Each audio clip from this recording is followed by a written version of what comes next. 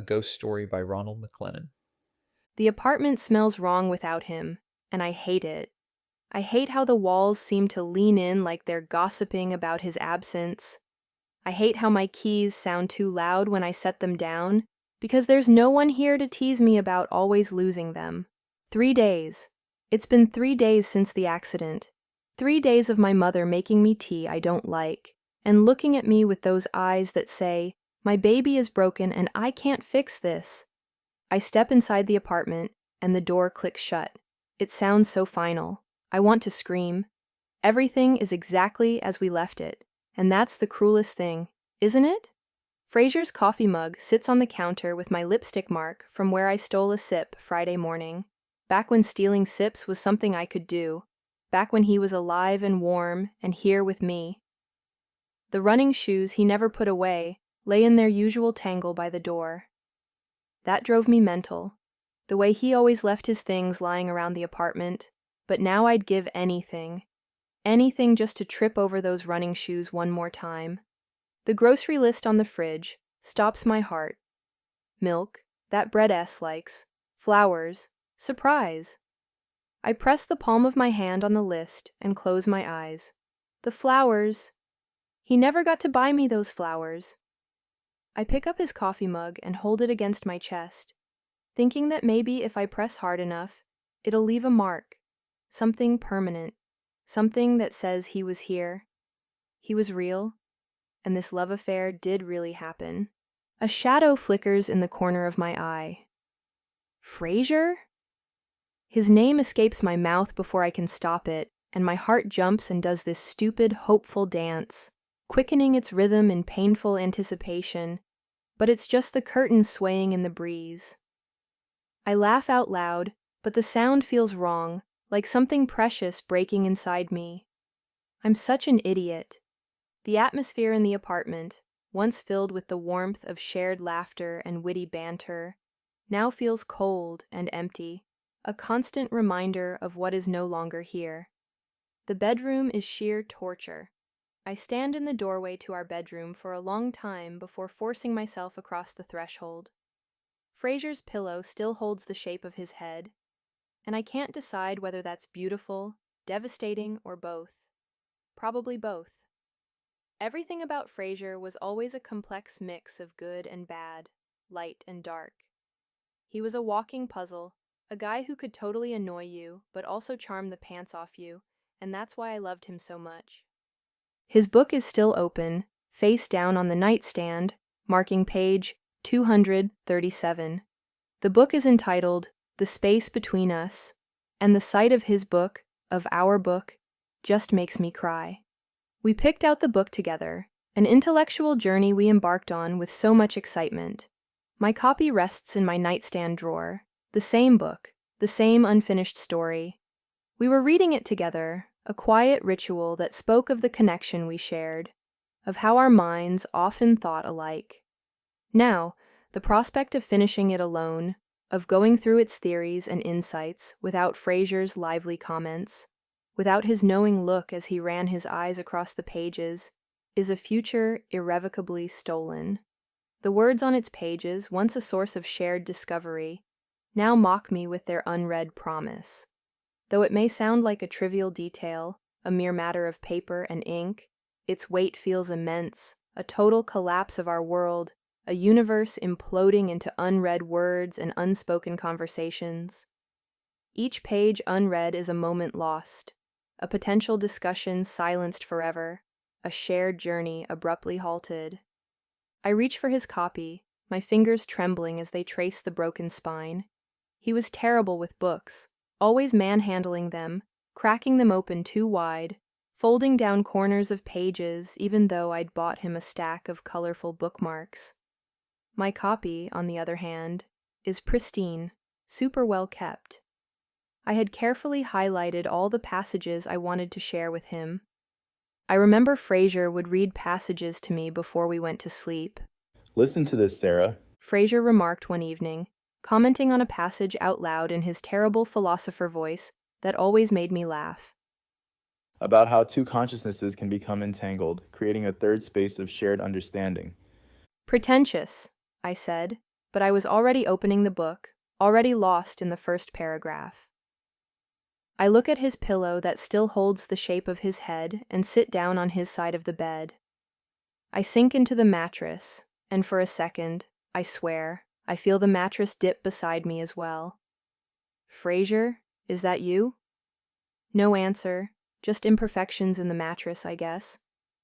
I settle onto his side of the bed, clutching the copy of his book to my chest. Page 237. We just started chapter 12. The Architecture of Shared Memory. I can see his notes in the margins, his handwriting like drunk spiders, barely legible, but so distinctly his. Next to a passage about how memories reshape themselves when shared, he'd written, S's laugh when she first read this. I miss you, I whisper to him. I miss you so much, I think I'm actually going insane. The curtain moves again, even though the window's closed, and my rational mind, what's left of it, whispers, it's just the air conditioner, but my heart says maybe it's him. Maybe he's still here with me. I bury my face in his pillow and breathe in his scent. Shampoo mixed with that unique Frasier smell. Something essentially Frasier that I never put my finger on because I thought I would have forever to figure it out. A profound melancholy settles over me, heavy with the echoes of all the intimate moments we shared on this bed in this bedroom. Emotionally exhausted, I surrender to a sleep that is closer to passing out than falling asleep. And at 3 a.m., our cat, Mr. Whiskers, starts meowing. And it's not the normal feed me now meowing. It's this low, mournful sound that pulls me from my sleep. As I awaken, I see Mr. Whiskers sitting on the dresser, staring at Frasier's picture. Baby, I whisper to the cat. He's got one little gray paw planted right on the frame of Frasier's picture, and he's making this sound that's somewhere between a meow and a question, like he's saying, "Where's Frasier?" I know, I tell him. I know, baby. I miss him too. He's here, isn't he? I ask Mr. Whiskers. Mr. Whiskers is our cat, but he was always more Frasier's. It was Frasier who found him as a kitten, shivering in a cardboard box outside the coffee shop. He was so small he fit in one palm. Frasier bottle-fed him every few hours and taught him not to attack toes under the blanket. It was Frasier who taught him to use the litter box and let him sleep on his chest, even when the cat got big enough to affect Frasier's breathing. As I lie in bed petting Mr. Whiskers, I suddenly catch a whiff of what smells like Frasier's cologne coming from the bathroom, so I get up and walk into the bathroom. What I see freezes me in my tracks. The mirror's fogged like someone's just showered, and the sink faucet is running, and there, in the condensation, someone's drawn the letter S. My initial. The letter S. Frasier? Is that you? Nothing. Just the drip of the faucet we never fixed because we were too busy being young and in love. Mr. Whiskers jumps onto the counter and starts meowing. I can't believe this is happening. A primal panic seizes me, and I rush back into the bedroom, collapse on the bed, and switch on the TV. I skip past the news, landing on a cooking show, the kind Frasier pretended to despise but always watched with me, his head in my lap, stealing bites of whatever I was eating, a playful tug of war for the last spoonful of ice cream. Then I feel him, really feel Frasier's presence in the room. Instead of being beside me, he's sitting across from me in his chair, and something is warping around him. A visible distortion resembling heat waves, as if the very fabric of the universe is bending, rippling around him. So I turn my head slowly. The rippling waves solidify, and my heart stops, literally stops beating, I swear. Because Frasier is there. See-through Frasier. Translucent Frasier. It's Frasier, and he's sitting in his chair wearing the blue shirt I bought him for his 27th birthday, the one he died in. But there's no blood, no trauma, just Frasier looking at me with an expression of profound disbelief. As if he can't quite believe it either. He seems to be as stunned by his own presence as I am. His mouth moves. No sound, then barely a whisper. Sarah, I can't speak, can't even breathe. I just nod. I can see right through him to the wall and chair behind him. His eyes open wider, and he leans forward, becomes slightly more solid, and speaks the words that undo me completely. You can see me? Fraser asks me. I sob, ugly, deep sobs, body-shaking sobs that have been festering inside me for 3 days. Yes, yes, I can see you. You're here. Fraser, you're here. He moves toward me, then stops just out of reach, and it's so just like Fraser to be respectful of my space, even when he's dead. I don't know if I can touch you. I've been trying for days, but my hand just goes through things. He says. Days? You've been here for days? Since it happened, time's weird now. I was in the car and I lost control, and then I was here watching Mom hold you. Fraser looks so confused, like a lost puppy, as he narrates the story of losing control of his car and crashing. I tried to tell you I was okay, but you couldn't hear me. But now I can. I can hear and see you. I smile. Now you can. He smiles back. Fraser has a smile that can melt any woman's heart. It's that same smile that hooked me 6 years ago. The smile he gave me at Lorenzo's coffee shop when we first met. I reach for him, and he reaches back. And in the space between our hands, the air seems to thicken and pulse with something that makes my whole body light up with recognition. Our fingers meet, like touching cold glass, like the memory of static electricity, like pressing my hand into cold water that doesn't quite break around my fingers. I can see his hand overlapping mine, translucent and glowing with an inner luminescence, and where they meet, there's this sensation. Something we don't have a word for, because the living aren't supposed to feel the dead. Oh, I breathe, and I'm crying again because this is more than I dared hope for. Fraser's face crumples with something between joy and agony. I can feel you. Not completely, but Sarah, I can feel you. I press harder, trying to make our palms meet properly, and the cold intensifies, spreading up my arm like frozen honey. It ought to be dreadful, but it isn't. It's him, it's Fraser, and I would endure frostbite if it meant maintaining this connection. Your hand is so cold, I whisper. I'm sorry. No. I shake my head firmly, keeping my hand exactly where it is. Don't apologize. Never apologize for this. He studies our almost joined hands with wonder. It's like, remember that time we went swimming in Maine? That lake was so cold it made our bones ache. I remember. You said you could feel the cold in your teeth. That's what this is like. Fraser quips. Fraser was always good at finding the perfect metaphors, making the ordinary feel sacred. I used to tease him about it, calling him my discount philosopher, but secretly I treasured every metaphor and typed them into my phone when he wasn't looking. I miss you, I say, and the words feel pathetically small for the enormous emptiness his absence has carved into me. I miss you so much I can't breathe properly. I keep forgetting how to do basic things. This morning I put coffee grounds in my cereal bowl. Yesterday I wore 2 different shoes to your mother's house. He gazes into my eyes, his forehead resting against mine, as his thumb traces soft circles on my hand. I can feel the ghostly touch of his thumb against my hand.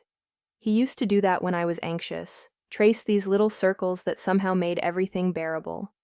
Our foreheads are still touching, and I swear I can feel him becoming more solid, like my need is giving him form.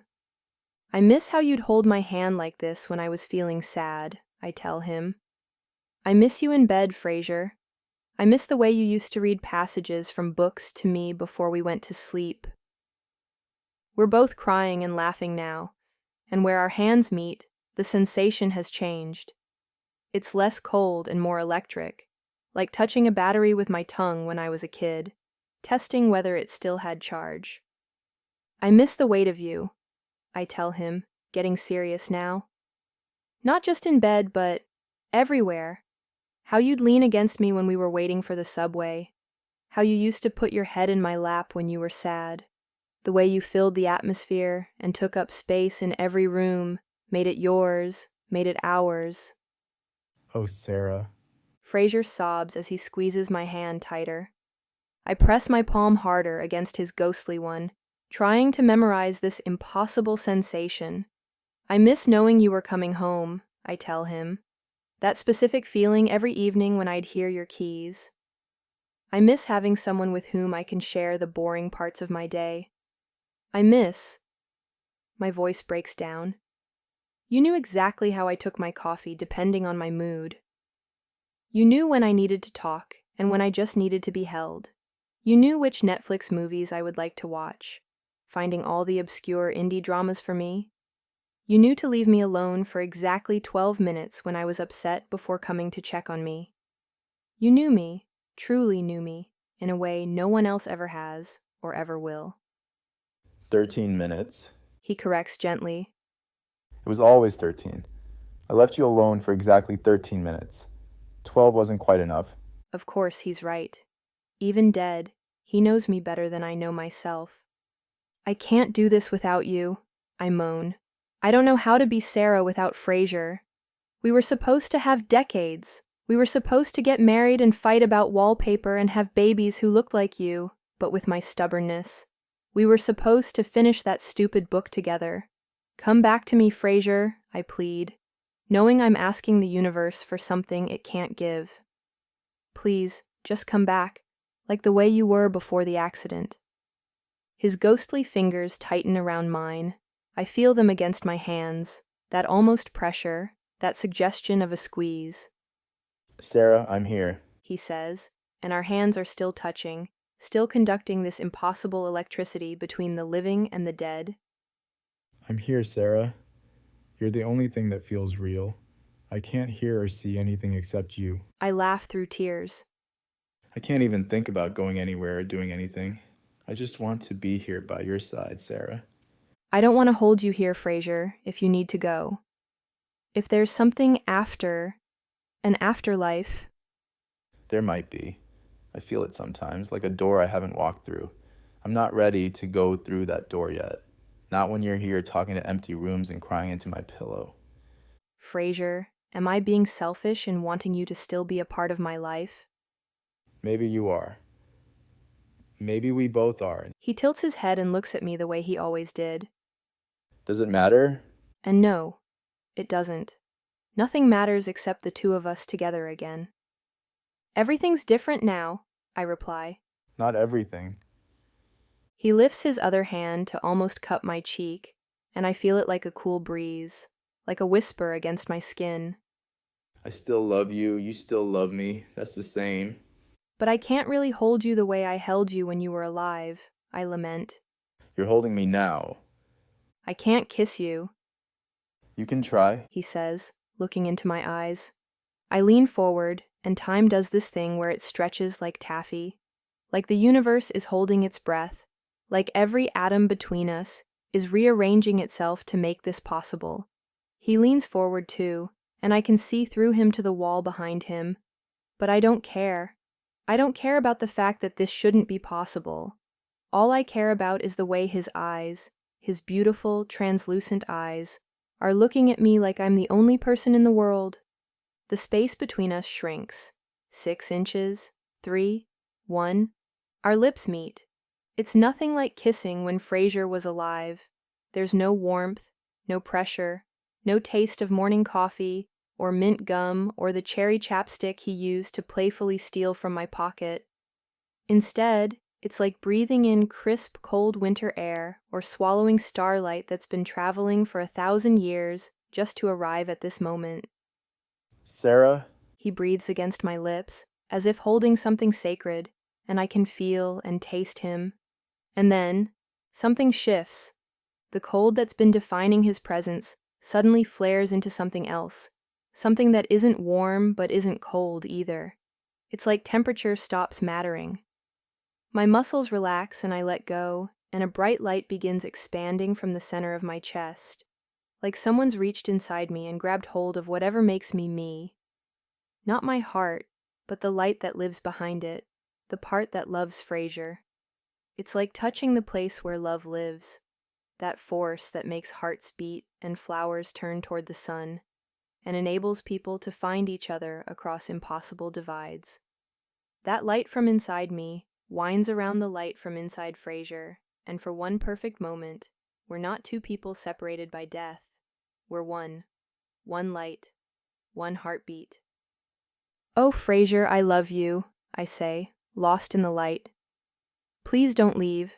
Let's stay as one, I love you too. he replies, and the lights pulse again, brighter, and for a second I think maybe all those songs and poems and stories were right, and death isn't the end, but just a really inconvenient middle. But then I feel it starting to fade. The warmth begins to cool. The pressure of his lips lightens. The solid realness of him starts to go translucent at the edges, like a photograph dissolving in water. No, I lament, trying to hold on, trying to keep the lights wound together. Please, no, Shh. he soothes. It's okay. We did it. We broke through. But you're leaving again. Not leaving, Sarah. Just returning to how I was. But Sarah... He kisses me once more, soft, barely there, but somehow infinite. Now we know. Now we know it's possible. The boundary between us isn't solid. Our love for each other makes it permeable. Death isn't the end, Sarah. It's just a change in frequency, a shift in visibility, a move to a different plane. Mr. Whiskers jumps onto the couch between us, purring like he's proud of us, like he knew this was possible all along and was just waiting for us to figure it out. After a few minutes, we return to normal and sit together on the sofa. I tell him about the funeral and how his brother chose the best coffin.